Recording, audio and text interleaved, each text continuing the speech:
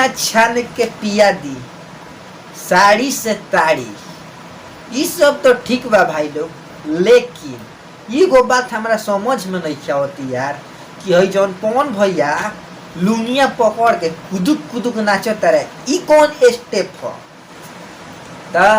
काल बा भाई लोग, उम्मीद करता नहीं कि ठीक है लोग। तो भाई लोग आज के वीडियो में हम बात कर रहे भोजपुरी इंडस्ट्री के बारे में। तो भाई लोग वीडियो शुरू करने से पहले एक बात तो सबको हम बता दी, ये वीडियो बनाए के सिर्फ एक ही मकसद बा, तार लोग के इंटरटेन कर, यानी दिल से हंसा दे, ई ना जी कोई के दिल के ठेस पहुंचा। तो भाई लोग वीडियो देखे लो, देख के हंस के भुला जी लो, दिलो दिमाग पे ले ला काम नहीं किया। तो चला लो भाई लोग आज के बकचोदी स्टार्ट कर जाओ।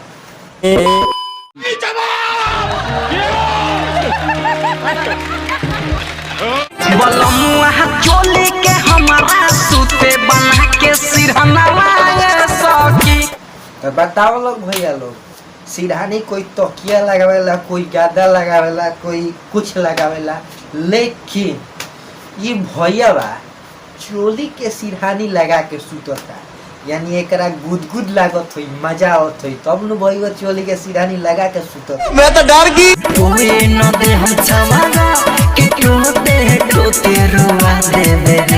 अच्छा भाई लोग ई बताओ लोग, कोई के कोनो सामान छुएला से कोई के रुआई आवेला? आई मीन्स जैसे भौजी कहतिया कि सामान टोटे टोटे रुआई आवेला, तो भाई लोग कहे के का चाहती है, तू लोग कमेंट करके बताई हो लोग।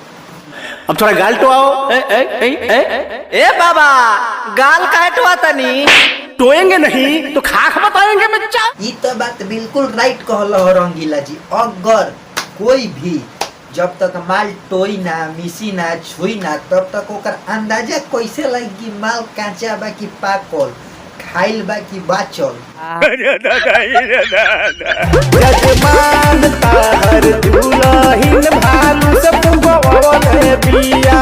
ई का कहता रंगीला जी, एकर मतलब तारा कहे के मतलब बा कि जौन भौजी लोग कथिया ई भालू से फुकवैले बिया, लेकिन हमारा तो बुझाता कि फुकवैले नहीं खे, मरे वैलहू बिया। एगो पदुह को फिरी बा। का कहलू भौजी, तनी फिर से कहबू खाली कैसन सामान पर एगो फ्री बा? एगो पदुह को फिरी बा।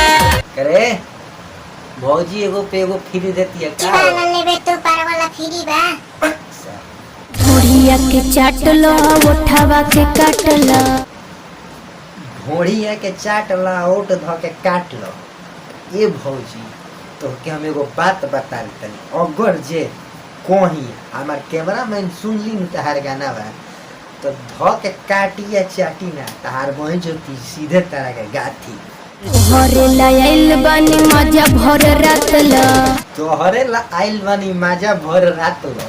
तो ए भौजी हमारे खातिर आइल बड़ू तो बस 5 मिनट वेट करो, अभी हम छील छाल के आवतनी। सैया दिनो रात ढोढ़ी एक चाटता रे, चाटता रे। सैया दिने रात ढोड़ी हमर चाटता रे। त ए भौजी एगो बात बता दी हो, अगर जे हमार कैमरा मैन रहे थे तो भईवा तो तार ढोड़िए न चाटता, हमार कैमरा मैन रही तो तार होबो चाटी।